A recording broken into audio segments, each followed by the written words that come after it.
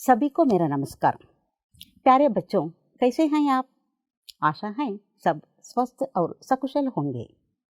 आज हम हिंदी वल्लरी तृतीय भाषा हिंदी 7वीं कक्षा इस कक्षा के लिए आप सबको स्वागत कर रही हूँ। अब हम हमारा देश के बारे में पहला जानकारी प्राप्त करेंगे। हमारा देश कौन सा देश है? हमारा देश हाँ, भारत देश है। देखिए, यह हमारा भारत देश है और भारत माँ हमारी माँ है। इस जन्मभूमि के भारत माँ के हाथों में न्याय पताका है।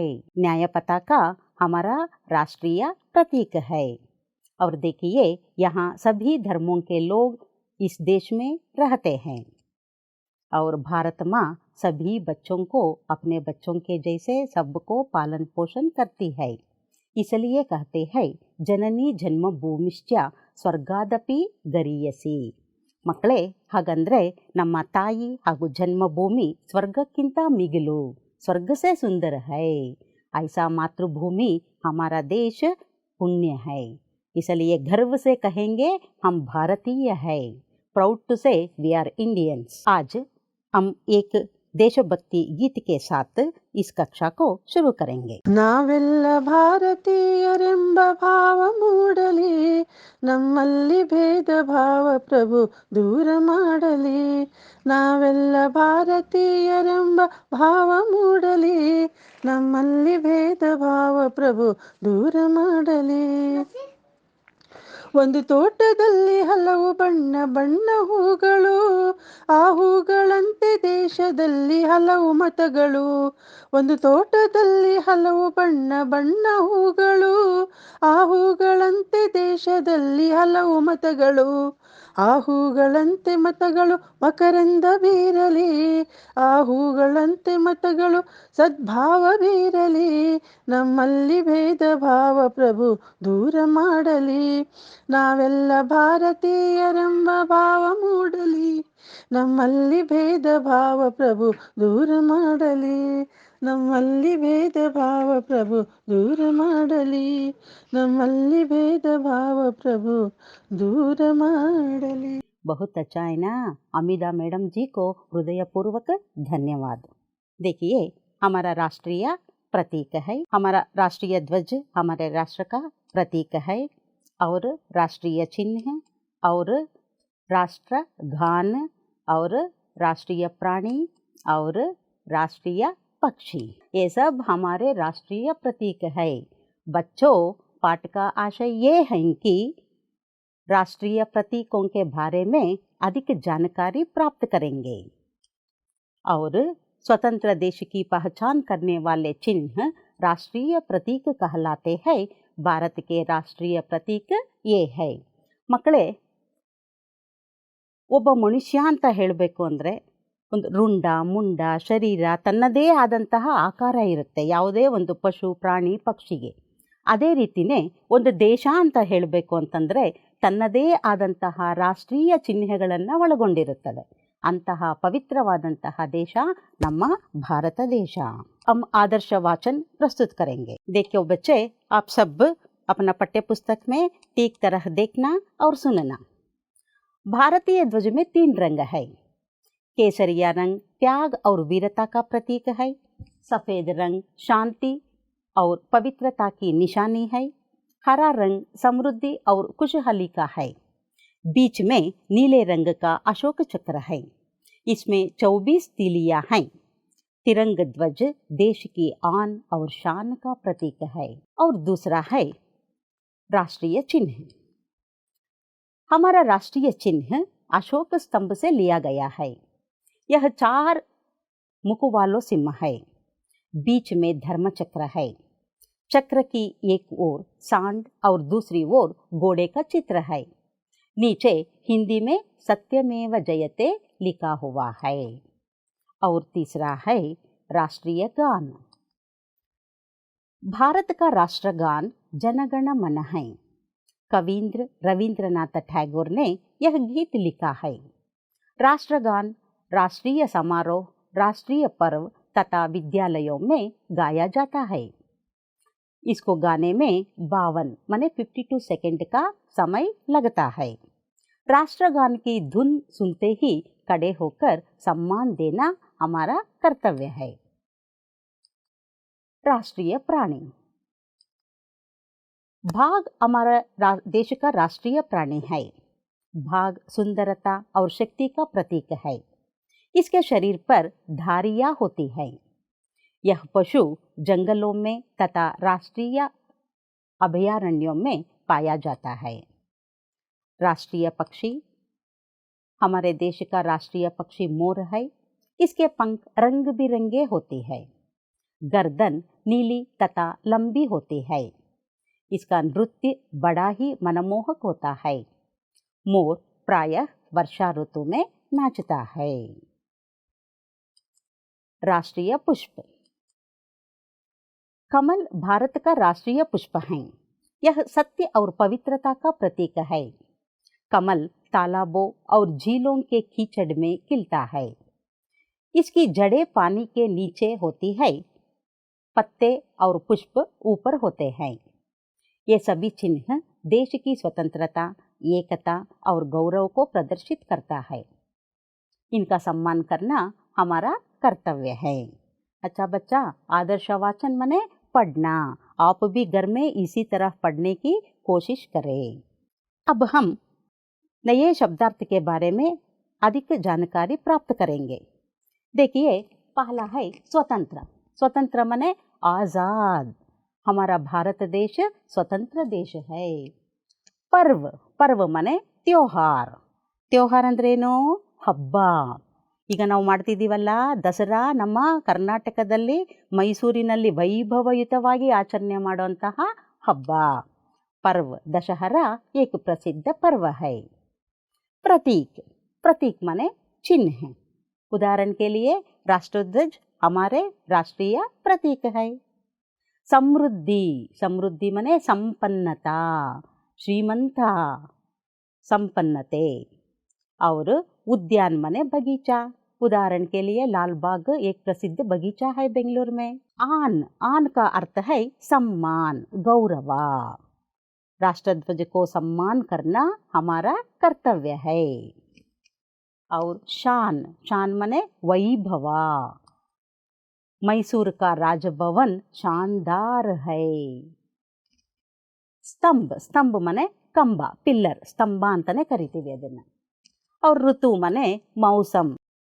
हमारे राष्ट्रीय प्रतीक पहला है राष्ट्रध्वज। अब हम राष्ट्रध्वज के बारे में विचार विश्लेषण करेंगे। राष्ट्रीय ध्वज देखिए, राष्ट्रध्वज कैसा होता है? 3 रंगों से सम्मिलित है। भारतीय ध्वज में 3 रंग है। पहला है केसरिया। केसरिया रंग देखिए बच्चों, केसरिया रंग 3 रंग कुल, इसमें पहला है केसरिया। केसरिया वीरता और त्याग, त्याग और वीरता का प्रतीक है। और सफेद रंग शांति और समृद्धि का द्योतक है। शांति माने कबूतर को शांति का निशान पहचानते हैं। और शुद्ध जल पवित्रता का संकेत है। और तीसरा है हरा रंग। हरा रंग समृद्धि और संपन्नता का द्योतक है। सफेद रंग के बीच में होती है। इसमें 24 तीलियां होती है। तीलिया ಅಂತಂದ್ರೆ ಗೆರೆಗಳು, ಒಟ್ಟು 24 ಗೆರೆಗಳು ಕೂಡಿರುತ್ತೆ। ಅದು ಬಿಳಿ ಬಣ್ಣದ ಮೇಲೆ ಅಶೋಕ ಚಕ್ರ ಇರುತ್ತೆ। यह है हमारा राष्ट्रीय ध्वज। ये है हमारे राष्ट्रीय प्रतीक है। ये तो राष्ट्रीय चिन्ह कहते हैं। राष्ट्रीय चिन्ह अशोक स्तंभ से लिया गया है। बच्चों यहाँ दिखा रहा है ना, ये कौन सा है? हाँ, अशोक स्तंभ है। ये सारनाथ में है। इससे इस 4 सिंह मुख वालों का सिंह का चित्र लिया गया है। बीच में धर्म चक्र है। बीच में क्या है? धर्म चक्र। चक्र की एक ओर सांड और एक ओर घोड़े का चित्र है। सांड, सांड ಅಂದ್ರೆ ಗೂಳಿ ಅಂತ ಕರಿತೀವಿ, घोड़े ಅಂದ್ರೆ ಕುದುರೆ। नीचे हिंदी में सत्यमेव जयते लिखा हुआ है। सत्यमेव जयते माने हमेशा सत्य की ही जय हो। अशोक चक्र ಈ ಅಶೋಕ ಚಕ್ರದ ಈ ಮಧ್ಯದಲ್ಲಿರುವಂತಹ ಅಶೋಕ ಚಕ್ರದ ಚಿಹ್ನೆ ಏನಪ್ಪ ಅಂತಂದರೆ, ಮೋಸ್ಟ್ಲಿ ಚಕ್ರ ಅಂದಿದ ತಕ್ಷಣ ನಿಮಗೆ ಜ್ಞಾಪಕ ಬಂದಿರಬಹುದು. ಮಹಾಭಾರತಕ್ಕೆ ಹೋದಾಗ ನಾವು ಶ್ರೀಕೃಷ್ಣ ಹೇಳ್ತಾನೆ, ಜ್ಞಾಪಕ ಇದೆಯಾ, ಕೇಳಿದ್ದೀರಾ? ಯದಾ ಯದಾ ಹಿ ಧರ್ಮಸ್ಯ ಗ್ಲಾನಿರ್ಭವತಿ ಭಾರತ ಅಭ್ಯುತ್ಥಾನಾಂ ಅಧರ್ಮಸ್ಯ ತದಾತ್ಮಾನಾಂ ಸೃಜಾಮ್ಯಹಂ ಪರಿತ್ರಾಣಾಯ ಸಾಧೂನಾಂ ವಿನಾಶಾಯ ಚ ದುಷ್ಕೃತಾಂ ಧರ್ಮ ಸಂಸ್ಥಾಪನಾರ್ಥಾಯ ಸಂಭವಾಮಿ ಯುಗೇ ಯುಗೇ. ಮಕ್ಕಳೇ ಕೇಳಿದ್ದೀರಾ? ಮಹಾಭಾರತ ಬಂದ ತಕ್ಷಣ ಶ್ರೀಕೃಷ್ಣ ಭಗವದ್ಗೀತೆಯಲ್ಲಿ ಹೇಳುವಂಥದ್ದು ಇದು. ಹಾಗಂದರೆ ಏನಪ್ಪ ಅಂತಂದರೆ, ಪ್ರತಿಯೊಂದು ಯುಗದಲ್ಲೂ ಸಹ ಧರ್ಮದ ಸ್ಥಾಪನೆ ಆಗಬೇಕು. ಪ್ರತಿಯೊಬ್ಬ ಮನುಷ್ಯ ಸಹ ಸದ್ಗುಣ ಸಂಪನ್ನಶೀಲನಾಗಬೇಕು. ಅಧರ್ಮ ನಡೆದಿದ್ದೇ ಆದಲ್ಲಿ ಆ ಅಧರ್ಮವನ್ನು ನಾಶ ಮಾಡಿ ಧರ್ಮವನ್ನು ಸ್ಥಾಪನೆ ಮಾಡೋದಕ್ಕೆ ಮತ್ತೆ ಮತ್ತೆ ನಾನು ಹುಟ್ಟಿ ಬರುವೆ, ಯುಗ ಯುಗಗಳಲ್ಲೂ ಸಹ ಹುಟ್ಟಿ ಬರುವೆ ಅಂತ ಶ್ರೀಕೃಷ್ಣ ಹೇಳ್ತಾನೆ. ಪ್ರಗತಿಯ ಸಂಕೇತ ಚಕ್ರ, इसलिए इसे क्या कहते हैं? धर्म चक्र कहते हैं. इसलिए धर्म चक्र के नीचे क्या है? सत्यमेव जयते, माने सत्य की ही जय होना. हम भी महात्मा गांधी जी के तरह हमेशा सच बोलना चाहिए. देखिए, ये तो नेशनल राष्ट्रीय चिन्ह, नेशनल एम्बलम का एक स्तंभ है. ये तो अशोक स्तंभ कहते हैं. इसके ऊपर 4 मुख वाले सिंह है. देखिए, दिखा रहे हैं ना, कितना सिंह है? 4 सिंह है. अब हम राष्ट्रीय गान माने कौन सा है? हाँ, जनगण मन. भारत का राष्ट्रगान जनगण मन है. रविंद्रनाथ टैगोर ने यह गीत लिखा है. देखिए, रविंद्रनाथ टैगोर कविंद्र भी है और गुरुकुल का गुरुजी भी है. इन्होंने शांति निकेतन नामक एक गुरुकुल का स्थापन की है.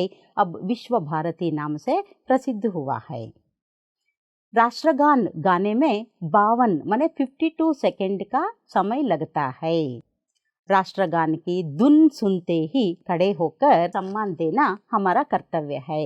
ನಾವೆಲ್ಲಾದರೂ ಹೋಗ್ತಾ ಇರ್ತೀವಿ, ಇಲ್ಲ ಸ್ಕೂಲ್ ಪ್ರಿಮಿಸಸಲ್ಲಿ ಆಟ ಆಡ್ತಿರ್ತೀವಿ, ಇಲ್ಲ ಯಾವುದೋ ಒಂದು ಇದರಲ್ಲಿ ನಡ್ಕೊಂಡು ಹೋಗ್ತಿರ್ತೀವಿ. ಜೋ ಹಬ್ ರಾಷ್ಟ್ರಗಾನ್ ಸುನ್ತೆ ಹಿ, ರಾಷ್ಟ್ರಗೀತೆ ನಮ್ಮ ಕಿವಿಗೆ ಬಿದ್ದ ತಕ್ಷಣ ನಾವೇನು ಮಾಡಬೇಕು? ಕಡೆ ಹೋಕರ್ ನಿಂತುಕೊಂಡು ಸಮ್ಮಾನ್ ಗೌರವವನ್ನು ಕೊಡಬೇಕು. ಮಕ್ಕಳು ಯಾರಿಗಾದರೂ ಗೊತ್ತಿಲ್ಲ ಅಂದರೆ, ರಾಷ್ಟ್ರಗಾನ ಆಡೋವಾಗ ಯಾರಾದರೂ ನಡ್ಕೊಂಡು ಹೋಗ್ತಿದ್ರೆ ಅವ್ರಿಗೆ ನೀವು ಹೇಳಿ, ರಾಷ್ಟ್ರಗಾನ ನಮ್ಮ ರಾಷ್ಟ್ರೀಯ ಚಿಹ್ನೆ, ಅದಕ್ಕೆ ನಾವು ಮರ್ಯಾದೆಯನ್ನು ಗೌರವವನ್ನು ಕೊಡುವಂಥದ್ದು ಹರೇಕ್ ಭಾರತೀಯ का कर्तव्य है, हरेक नागरिक का कर्तव्य है. जो ये है राष्ट्रीय गाना. राष्ट्रीय गाना कितने सेकंड्स में गाना है? 52 सेकंड के अंदर इसे गाना है. और राष्ट्रीय प्राणी कौन सा है? हाँ, हमारा राष्ट्रीय प्राणी देश का सुंदरता और शक्ति का प्रतीक है. ये देखिए, बाघ हमारे राष्ट्रीय प्रतीक है. इसके शरीर पर दारियाँ होती है. दिखा रहे हैं ना, दारियाँ माने कप्पु बಣ್ಣದ ಪಟ್ಟಿಗಳಿದೆ ಇದರ ಮೇಲೆ. यह पशु जंगलों में तथा राष्ट्रीय अभयारण्यों में पाया जाता है. ಇವೆಲ್ಲನೂ ಕಾಡು ಪ್ರಾಣಿಗಳು. ಮಕ್ಕಳೇ, ಕಾಡು ಪ್ರಾಣಿಗಳನ್ನು ನಾವು ಸಾಕೋದಕ್ಕೆ ಆಗೋದಿಲ್ಲ. ಅದಕ್ಕೆ ಇವೆಲ್ಲಿರುತ್ತೆ? ಜಂಗಲೊಮ್ಮೆ. ಜಂಗಲ್ ಅಂದರೆ ಕಾಡುಗಳಲ್ಲಿ. ನಮ್ಮ ರಾಷ್ಟ್ರದಲ್ಲಿರುವಂತಹ ರಾಷ್ಟ್ರೀಯ ಅಭಯಾರಣ್ಯಗಳಾಗಿರ್ತಕ್ಕಂತಹ ನಾಗರಹೊಳೆ, ಬಂಡೀಪುರ, ಈ ಪ್ರದೇಶಗಳಲ್ಲಿ ಹೆಚ್ಚಾಗಿ ಸ್ವೇಚ್ಛೆಯಿಂದ ಆರಾಮಾಗಿರುತ್ತೆ. ಅದಕ್ಕೆ ಅಂತಲೇ ಮಾಡಿರುವಂತಹ ಅಭಯಾರಣ್ಯಗಳು. ಏ ಹೈ ರಾಷ್ಟ್ರೀಯ ಪ್ರಾಣಿ. ಯಾಕೆ ನಾವು ಹುಲಿಯನ್ನು ರಾಷ್ಟ್ರೀಯ ಪ್ರಾಣಿ ಅಂತ ಕರಿತೀವಿ? ಫಾರ್ ಎಕ್ಸಾಂಪಲ್, ಒಂದು ಚಿಕ್ಕ ಕತೆ ಗೊತ್ತಿರುತ್ತೆ ನಿಮಗೆ, ಓದಿರ್ತೀರಾ, ಟಕ್ಕ ನರಿ ಅಂತ. ಟಕ್ಕ ಅಂದರೆ ಮೋಸ. ಒಂದು ಸಲ ನರಿ ಏನು ಮಾಡುತ್ತಪ್ಪ ಅಂತಂದರೆ, ಅದಕ್ಕೆ ಆಹಾರ ಸಿಗೋದಿಲ್ಲ. ಒಂದು ಕಾಗೆ ಬಾಯಿಯಲ್ಲಿ ಅದು ರೊಟ್ಟಿಯನ್ನು ನೋಡುತ್ತೆ. ಏನಾದರೂ ಮಾಡಿ ಆ ರೊಟ್ಟಿನ ತಿನ್ನಲೇಬೇಕಲ್ಲ ಅಂತ ಯೋಚನೆ ಮಾಡಿ ಆ ನರಿ ಕಾಗೆ ಹಿಂದೆನೇ ಬರುತ್ತೆ. ಕಾಗೆಯನ್ನು ಫ್ರೆಂಡ್ಶಿಪ್ ಮಾಡ್ಕೊಳ್ಳುತ್ತೆ. ಅದು ಹೇಳುತ್ತೆ, ನೀನು ತುಂಬ ಚೆನ್ನಾಗಿ ಹಾಡ್ತೀಯ, ನಿನ್ನ ಹಾಡು ಕೇಳಬೇಕು ಅಂತಲೇ ನಾನು ಬರ್ತಿದ್ದೀನಿ, ದಯವಿಟ್ಟು ಒಂದು ಹಾಡು ಹೇಳ್ತೀಯಾ ಅಂತ. ಕಾಗೆ ಹೇಳುತ್ತೆ, ಯಾರೂ ನನ್ನ ಹಾಡು ಇಷ್ಟಪಡೋದಿಲ್ಲ, ನೀನು ಇಷ್ಟಪಡ್ತಿದೀಯಲ್ಲ ಅಂದಾಗ, ಇಲ್ಲ, ನನಗೆ ನೀನು ಹಾಡೋ ಅಂಥ ಹಾಡೇ ತುಂಬ ಇಷ್ಟ, ಒಂದೇ ಒಂದು ಸಲ ನನಗೋಸ್ಕರ ಹಾಡು ಅಂತ ಕೇಳ್ಕೊಳುತ್ತೆ. ಆಗೇನು ಮಾಡುತ್ತೆ, ಕಾಗೆ ತುಂಬ ಖುಷಿಯಾಗುತ್ತೆ ಅದಕ್ಕೆ. ಯಾರೂ ನನ್ನ ಹಾಡು ಕೇಳೋದಿಲ್ಲ, ನನ್ನ ಹಾಡು ಅಂದರೆ ಕರ್ಕಶ ಅಂತಾರೆ ಜನ ಅಂತ ಹೇಳಿಬಿಟ್ಟು ಖುಷಿಯಾಗಿ ಅದು ಹಾಡೋದಕ್ಕೆ ಶುರು ಮಾಡುತ್ತೆ. ಅದು ಹಾಡೋಕ್ಕೆ ಶುರು ಮಾಡಿದ ತಕ್ಷಣ ಏನಾಗುತ್ತೆ, ರೊಟ್ಟಿ ಕೆಳಗಡೆ ಬಿತ್ತು. ಆ ರೊಟ್ಟಿ ಇಮ್ಮಿಡಿಯೇಟಾಗಿ ಯಾವುದು ಎತ್ಕೊಂತು, ನರಿ ಬಾಯಿಗೋಯ್ತು. ಇದು ಮೋಸ ಮಾಡಿ ಆಹಾರವನ್ನು ಇನ್ನೊಂದರಿಂದ ಕಿತ್ಕೊಳ್ತು, ಯಾವುದು, ನರಿ. ಆದರೆ ಮಕ್ಕಳೇ, ಹುಲಿ ಹಾಗಲ್ಲ, ನೇರ ದಿಟ್ಟ ನಿರಂತರ. ಅದು ಯಾವುದೇ ಒಂದು ಬೇಟೆ ಆಡಬೇಕು ಅಂದರೆ ಸಾಹಸದಿಂದ ಮುನ್ನುಗ್ಗಿ ಬೇಟೆ ಆಡುತ್ತೆ. ಅದಕ್ಕೆ ಆಹಾರ ಬೇಕು ಅಂದಾಗ ಮತ್ತೊಮ್ಮೆ ಬೇಟೆ ಆಡುತ್ತೆ ಹೊರತು ಮತ್ತೆ ಇರುವಂಥದ್ದನ್ನೇ ಅದು ತಿನ್ನೋಕ್ಕೆ ಹೋಗಲ್ಲ ಅಂತಾರೆ. ಮತ್ತು ಇದರ ಸಾಹಸ ಒಂದು ಸುಂದರತೆ, ಆಕರ್ಷಣೀಯ ಒಂದು ಇದರಿಂದ ನಾವು ಇದನ್ನು ರಾಷ್ಟ್ರೀಯ ಪ್ರಾಣಿ ಅಂತ ಕರಿತೀವಿ. ರಾಷ್ಟ್ರೀಯ ಪಕ್ಷಿ, राष्ट्रीय पक्षी कौन सा है? बहुत सुंदर पक्षी है ना, हाँ मोर है। हमारा देश का राष्ट्रीय पक्षी मोर है। इसके पंख रंग बिरंगे होते हैं। देखिए इसके पंख ಅಂದರೆ ರೆಕ್ಕೆಗಳು ಯಾವ ರೀತಿ ಇದೆ, ಬಣ್ಣ ಬಣ್ಣದಾಗಿದೆ. ಗರ್ದನ್ ನೀಲಿ ತಥಾ ಲಂಬಿ ಹೋತಿ ಹೈ. ಗರ್ದನ್ ಹೇಗಿದೆ ನೋಡಿ, ನೀಲಿ ಬಣ್ಣದಲ್ಲಿದೆ, ಕಾಣಿಸ್ತಿದೆಯಲ್ಲ. ಅದರ ನೀಲಿ ಆ ಒಂದು ಬಣ್ಣ ತುಂಬ ಚೆನ್ನಾಗಿರುತ್ತೆ, ನ್ಯಾಚುರಲ್ ಕಲರ್ ಅದು. ಆ ಒಂದು ಬಣ್ಣವನ್ನು ಏನು ಮಾಡಿದ್ರೂ ನಾವು ಅದನ್ನು ತರೋಕ್ಕಾಗಲ್ಲ. ಇತ್ನಾ ಆಕರ್ಷಕ್ और मनमोहक है। इसका ನೃತ್ಯ ಬಡಾ ಹಿ ಮನಮೋಹಕ ಹೋತಾ ಹೈ. ದೇಖಿಯೇ ನೋಡಿ, ಅದರ ರೆಕ್ಕೆಗಳನ್ನು ಬಿಡಿಸಿ ಹಾಡೋವಾಗ ನೃತ್ಯ, ನಾಚನ ಅಂತಂದರೆ ನೃತ್ಯ ಮಾಡೋವಾಗ ತುಂಬ ಚೆನ್ನಾಗಿ ಕಾಣಿಸುತ್ತೆ, ಅತ್ಯಂತ ಆಕರ್ಷಣೀಯ ಹೋತೆ ಹೈ. ರಾಷ್ಟ್ರೀಯ ಪುಷ್ಪ, ರಾಷ್ಟ್ರೀಯ ಪುಷ್ಪ ಮನೆ हमारा भारत का राष्ट्रीय पुष्प कमल है। देखिए ये कमल, यह सत्य और पवित्रता का प्रतीक है. ಮಕ್ಕಳೇ, ನೀವು ನೋಡಿರಬೇಕು, ತಾವರೆ ಹೂವು ಎಷ್ಟು ಶ್ರೇಷ್ಠ ಅಂತಂತಂದರೆ ನಮ್ಮ ದೇಶ ಸಂಸ್ಕೃತಿಯ ಪ್ರತೀಕ. ಪ್ರತಿಯೊಂದು ಹಬ್ಬಗಳನ್ನು ಸಹ ಸಂಸ್ಕೃತಿಯಿಂದ ಮಾಡುವಂತಹ ಆಚಾರ ವಿಚಾರ ನಮ್ಮದು. ಯಾವುದೇ ಒಂದು ಹಬ್ಬ ಮಾಡಬೇಕು ಅಂತಂದರೆ ದೇವರನ್ನು ತಿಳ್ಕೊಂಡಾಗ ಲಕ್ಷ್ಮಿ ಸರಸ್ವತಿ ಅಂತಂದಾಗ ಮೊದಲು ಜ್ಞಾಪಕ ಬರುವಂಥದ್ದು ತಾವರೆ. ತಾವರೆ ಹೂವಲ್ಲಿ ಕೂತಿರುವಂತಹ ಲಕ್ಷ್ಮಿ, ತಾವರೆಯಲ್ಲಿ ಕೂತಿರುವಂತಹ ಸರಸ್ವತಿ, ತಾವರೆ ಹೂವನ್ನು ಇಟ್ಟು ಪೂಜೆ ಮಾಡೋದೇ ಒಂದು ಶ್ರೇಷ್ಠ ಅನ್ನುವಂತಹ ಸಂಸ್ಕೃತಿ ನಮ್ಮ ದೇಶದ್ದು. ಅಂತಹ ಕಮಲ್ ಹಮಾರ ರಾಷ್ಟ್ರೀಯ ಪುಷ್ಪ ಹೈ.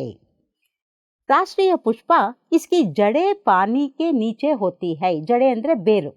ತಾವರೆಯ ಬೇರು ನಮಗೆ ಕಾಣಿಸೋದಿಲ್ಲ, ಅದು ಎಲ್ಲಿರುತ್ತೆ, ನೀರಿನ ಒಳಗಡೆ ಇರುತ್ತೆ.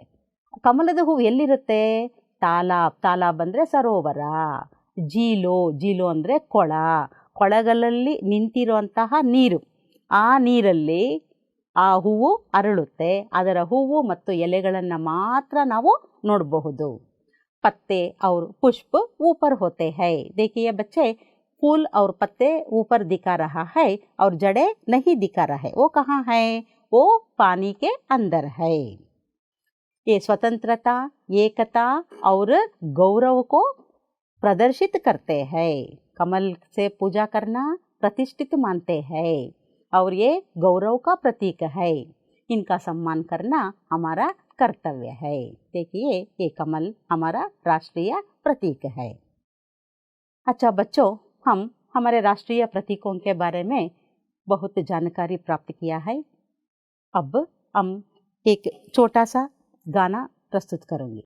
ನಮ್ಮ ಭೂಮಿ ಮೇಲೆ ಹಲವಾರು ರಾಷ್ಟ್ರಗಳಂತೆ, ಪ್ರತಿ ರಾಷ್ಟ್ರಕ್ಕುಂಟು ಅದರದೇ ಚಿಹ್ನೆಯಂತೆ. ನಮ್ಮ ಭೂಮಿ ಮೇಲೆ ಹಲವಾರು ರಾಷ್ಟ್ರಗಳಂತೆ, ಪ್ರತಿ ರಾಷ್ಟ್ರಕ್ಕುಂಟು ಅದರದೇ ಚಿಹ್ನೆಯಂತೆ.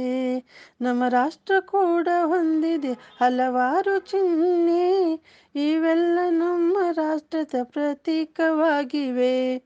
ರಾಷ್ಟ್ರಧ್ವಜ, ರಾಷ್ಟ್ರ ಲಾಂಛನ, ರಾಷ್ಟ್ರಗೀತೆಯು, ರಾಷ್ಟ್ರ ಹೂವು, ರಾಷ್ಟ್ರ ಪ್ರಾಣಿ, ರಾಷ್ಟ್ರ ಪಕ್ಷಿಯು. ನಮ್ಮ ಭೂಮಿ ಮೇಲೆ ಹಲವಾರು ರಾಷ್ಟ್ರಗಳಂತೆ, ಪ್ರತಿ ರಾಷ್ಟ್ರಕ್ಕುಂಟು ಅದರದೇ ಚಿಹ್ನೆಯಂತೆ. ಪ್ರತಿ ರಾಷ್ಟ್ರಕ್ಕುಂಟು ಅದರದೇ ಚಿಹ್ನೆಯಂತೆ. अच्छा बच्चों, कैसा लगा? बहुत अच्छा है ना? और एक बार हमीदा मैडम जी को धन्यवाद। देखिए हमारा राष्ट्रीय प्रतीक याद रखना, राष्ट्रध्वज, राष्ट्र चिन्ह, राष्ट्रगान, राष्ट्र प्राणी, राष्ट्र पक्षी, राष्ट्र पुष्प। अब हम प्रश्नोत्तर के बारे में जानकारी प्राप्त करेंगे। देखिए पहला प्रश्न है, हमारा राष्ट्रीय ध्वज किसका प्रतीक है? राष्ट्र ध्वज देश की और शान का प्रतीक है। Very good. हमारा राष्ट्रीय प्रतीक देश की और शान का प्रतीक है। Very good Aryan. हमारे राष्ट्रीय चिन्ह के नीचे क्या लिखा हुआ है? हाँ, सत्यमेव जयते। Very good. राष्ट्रगान किसने लिखा है? रविंद्रनाथ टैगोर। रविंद्रनाथ टैगोर। ऋषिता, बहुत खूब।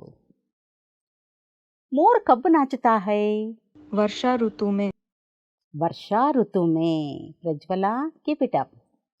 कमल कहाँ खिलता है?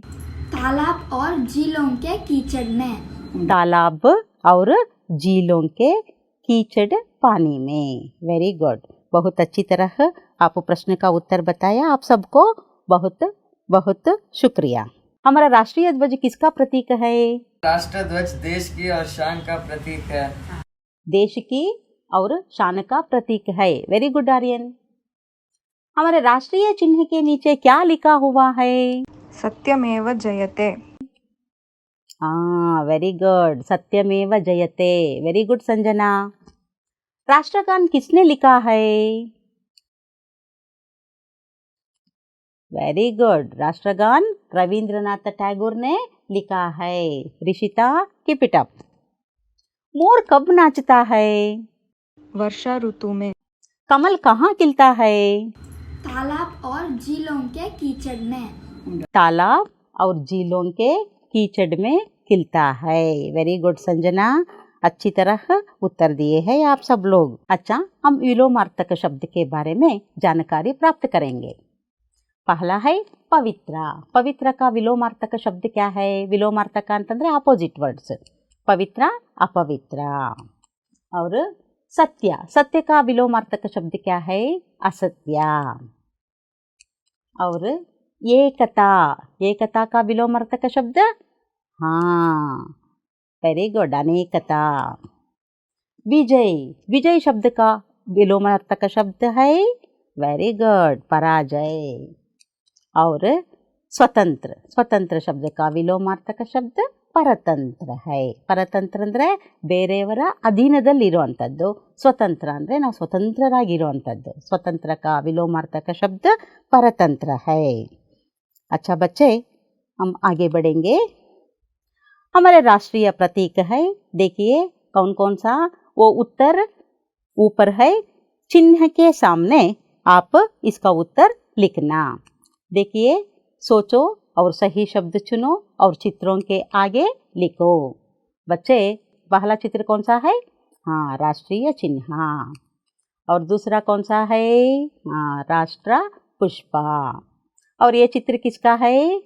वेरी गुड, ये है राष्ट्र पक्षी। और ये चित्र किसका है? 3 रंगों का, हाँ, राष्ट्र ध्वज। और नीली रंग में हुए है ये अशोक चक्र। और ये है राष्ट्र प्राणी। राष्ट्र चिन्ह, राष्ट्र पुष्प, राष्ट्र पक्षी, राष्ट्र ध्वजा, अशोक चक्र, राष्ट्र प्राणी, ये सब हमारे राष्ट्रीय प्रतीक है। बच्चों, अशोक चक्र में 24 तिलिया का अर्थ जानते हैं ना आप? 24 ನೋಡಿ ಮಕ್ಕಳೇ, 24 ಗೆರೆಗಳಿರುತ್ತೆ। 4 ಸಿಂಹಗಳ, ನಮ್ಮ ರಾಷ್ಟ್ರೀಯ ಚಿಹ್ನೆಯಲ್ಲಿ 4 ಸಿಂಹಗಳ ಮುಖ ಮುದ್ರೆಗಳಿರುತ್ತೆ। ಇದರ ಅರ್ಥ ಏನಪ್ಪ ಅಂತಂದರೆ 4 ದಿಕ್ಕುಗಳು, ಪೂರ್ವ, ಪಶ್ಚಿಮ, ಉತ್ತರ, ದಕ್ಷಿಣ, 4 ದಿಕ್ಕುಗಳಲ್ಲಿ ಧರ್ಮವನ್ನು ಸ್ಥಾಪನೆ ಮಾಡುವಂಥದ್ದು ನಮ್ಮೆಲ್ಲರ ಕರ್ತವ್ಯ। ಸದ್ಗುಣ ಸಂಪನ್ನಶೀಲರಾಗಿ ನಮ್ಮ ದೇಶದ ಗೌರವವನ್ನು ಹೆಚ್ಚಿಸುವಂಥದ್ದು ನಮ್ಮ ಕರ್ತವ್ಯ। ಆ ಒಂದು ಪ್ರತೀಕವಾಗಿ 24 ಗೆರೆಗಳು ಅಂದರೆ 24 ಗಂಟೆ। ಒಂದು ದಿನಕ್ಕೆ ಎಷ್ಟು ಗಂಟೆ? 24 ಗಂಟೆ। 24 ಗಂಟೆನೂ ಸಹ ನಾವು ಧರ್ಮವನ್ನು ಆಚರಣೆ ಮಾಡಬೇಕು ಅನ್ನುವಂಥದ್ದೇ ಇದರ ಸಂಕೇತ। ಮಕ್ಕಳೇ, ಮುಂದೆ ಹೋಗೋಣ।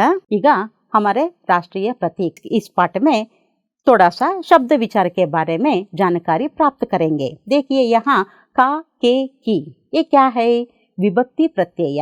ವಿಭಕ್ತಿ ಪ್ರತ್ಯಯ ಅಂದರೆ ಏನು? ಕನ್ನಡದಲ್ಲಿ ನೀವು ಓದಿರ್ತೀರ, ರಾಮನು, ರಾಮನನ್ನು, ರಾಮನಿಂದ, ರಾಮನಿಗೆ, ರಾಮನ ದೆಸೆಯಿಂದ, ಅಂದರೆ ವಿಭಕ್ತಿ ಪ್ರತ್ಯಯಗಳು ಇಲ್ಲದೆ ವಾಕ್ಯವನ್ನು, ಸಂಪೂರ್ಣ ವಾಕ್ಯವನ್ನು ಮಾಡೋಕ್ಕೆ ಆಗೋದಿಲ್ಲ। ಅರ್ಥಗರ್ಭಿತ ವಾಕ್ಯ ಆಗಬೇಕು ಅಂತಂದರೆ ನಾವು ಸಂಬಂಧಕಾರಕ ವಿಭಕ್ತಿ ಪ್ರತ್ಯಯಗಳನ್ನು ಉಪಯೋಗಿಸಬೇಕು. ಇದನ್ನು ಹಿಂದಿಯಲ್ಲಿ ಕಾರಕ್ ಅಂತ ಕರಿತೀವಿ. ಇದರ ಬಗ್ಗೆ ನಿಮಗೆ ಸವಿಸ್ತಾರವಾಗಿ ಮುಂದಿನ ತರಗತಿಯಲ್ಲಿ ನೀವು ತಿಳ್ಕೊತೀರ. ಈಗ ಮೊದಲಿಗೆ ಕಾ ಕೆ ಕಿ ಅಂದರೆ ಕಾ ಅಂದರೆ ಏಕವಚನಕ್ಕೆ ಉಪಯೋಗ ಮಾಡ್ತೀವಿ. ಕೆ ಅನ್ನುವಂಥದ್ದು ಬಹುವಚನ ಪುಲ್ಲಿಂಗ, ಕಿ ಅನ್ನುವಂಥದ್ದು ಸ್ತ್ರೀಲಿಂಗ ಏಕವಚನ ಮತ್ತು ಬಹುವಚನ ಎರಡಕ್ಕೂ ಸಹ ಸ್ತ್ರೀಲಿಂಗದಲ್ಲಿ ನಾವು ಇದನ್ನು ಉಪಯೋಗಿಸ್ತೀವಿ. ಮೊದಲು ನೋಡಿ ಮಕ್ಕಳೇ, ಒಂದು ಉದಾಹರಣೆ ಇದೆ ನೋಡಿ ಇಲ್ಲಿ. ನಾಮಪದ ಮತ್ತು ಸರ್ವನಾಮಗಳ ಈ ಎರಡರ ಮಧ್ಯೆ ಬರುವಂತಹ ಸಂಬಂಧವನ್ನು ಸೂಚಿಸುವಂಥದ್ದಕ್ಕೆ ಏನಂತೀವಿ? ವಿಭಕ್ತಿ ಪ್ರತ್ಯಯ. ಹಿಂದಿ ಮೇ कारक कहते हैं. ಉದಾಹರಣೆಗೆ ಜೈಸೆ ರಾಮ್ ರಾಜ ದಶರಥ ಕಾ ಬೇಟಾ ತಾ. ರಾಮ ಯಾರು? ರಾಜ ದಶರಥನ ಮಗ. ಕಾ ಅಂತ ಯಾಕೆ ಬಂತು? ರಾಮ ಹುಡುಗ ಏಕವಚನ. ರಾಜ ದಶರಥ ರಾಮ ಕೆ ಪಿತಾ थे. दूसरा वाक्य में राजा दशरथ राम के पिता थे. ರಾಮ ಕೆ ಯಾಕೆ ಬಂತು? ರಾಜ ದಶರಥ ತಂದೆಯವರು, ಹಿರಿಯರಿಗೆ ಗೌರವ ಕೊಡುವಂಥದ್ದು ನಮ್ಮ ಕರ್ತವ್ಯ. ಅದಕ್ಕೆ ಹಿರಿಯರು ಮತ್ತು ಪುಲ್ಲಿಂಗ ಬಂದಾಗ ನಾವು ಕೆ ಅನ್ನುವಂಥದ್ದನ್ನು ಉಪಯೋಗಿಸ್ತೀವಿ. ಸೀತಾ ರಾಮ ಕಿ ಪತ್ನಿ ಥी. सीता कौन सा लिंग है? हाँ, स्त्रीलिंग. पत्नी स्त्रीलिंग, इसलिए की कारक का प्रयोग करते हैं. यह गीता का खिलौना है. खिलौना मने ये भी पुल्लिंग होने के कारण का प्रयोग किया है. ये मुर्गी के अंडे है. अंडे ಮೊಟ್ಟೆಗಳು. ಅಂಡ ಅಂದರೆ ಮೊಟ್ಟೆ, ಅಂಡೆ ಅಂದರೆ ಮೊಟ್ಟೆಗಳು. ಅದು ಸಹ ಅದಕ್ಕೆ ಇಲ್ಲಿ ಏನು ಬಂದಿದೆ? ಕೆ ಬಂದಿದೆ. ಯಹ ಬುಡಿಯಾ ಕಿ ಲಾಟಿ ಹೈ. ಲಾಟಿ ಅಂದರೆ ಮುದುಕಿ ಅಜ್ಜಿ ಏನು ಇಟ್ಕೊಂಡು ಹೋಗ್ತಾರೆ? ಕೋಲನ್ನು ಇಟ್ಕೊಂಡು ಹೋಗ್ತಾರೆ. ಅದಕ್ಕೆ ಬುಡಿಯಾಕಿ ಲಾಟಿ ಅನ್ನುವಂಥದ್ದು ಸ್ತ್ರೀಲಿಂಗ ಪದ ಆಗಿರೋದ್ರಿಂದ ಇಲ್ಲಿ ಕಿ ಅನ್ನುವಂತಹ ವಿಭಕ್ತಿ ಪ್ರತ್ಯಯವನ್ನು ಬಳಸಿದ್ದೀವಿ. नमूने के अनुसार सही शब्द लिखिए. देखिए उदाहरण के लिए राष्ट्रगीत कौन सा है? गुड, जनगण मन. राष्ट्रीय पक्षी मोर. राष्ट्रीय खेल हाकी. राष्ट्रीय फल ಆಮ್ ಅಂದರೆ ಯಾವುದು? ಮಾವಿನ ಹಣ್ಣು. ಹಣ್ಣುಗಳ ರಾಜ ಅಂತ ಯಾವುದನ್ನು ಕರಿತೀವಿ? ಮಾವಿನ ಹಣ್ಣನ್ನು. ರಾಷ್ಟ್ರೀಯ ಫೂಲ್ ಕಮಲ್. ರಾಷ್ಟ್ರ पिता कौन है? गुड, महात्मा गांधी. जो इस तरह नमूने के अनुसार आप भी अपना घर में लिखने की कोशिश करें. अब हम गृह कार्य के रूप में ये प्रश्न दे रही हूँ. इन प्रश्नों के उत्तर लिखिए. केसरिया रंग किसका प्रतीक है? धर्मचक्र के नीचे क्या लिखा है? कमल किसका प्रतीक है? बच्चों, इन प्रश्नों का उत्तर आप अपना घर में लिखना और अपने अध्यापक को दिखाना.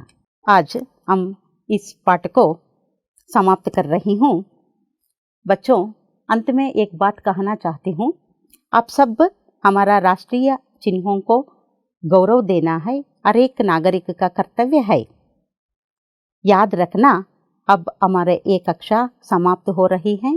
आप सब अपना घर में स्वस्थ रहो और स्वच्छता से रहो और हमारा राष्ट्रीय प्रतीकों को हमेशा गौरव करना अभ्यास कर लीजिए. मुझे आशा है यह पाठ आपको समझ में आया होगा. सुनने के लिए और सबको धन्यवाद. मेरा नाम शोभा है. मैं सरकारी पदवी पूर्व कॉलेज देवनहल्ली तालुक बेंगलुरु ग्रामांतर जिला में काम कर रही हूँ. धन्यवाद.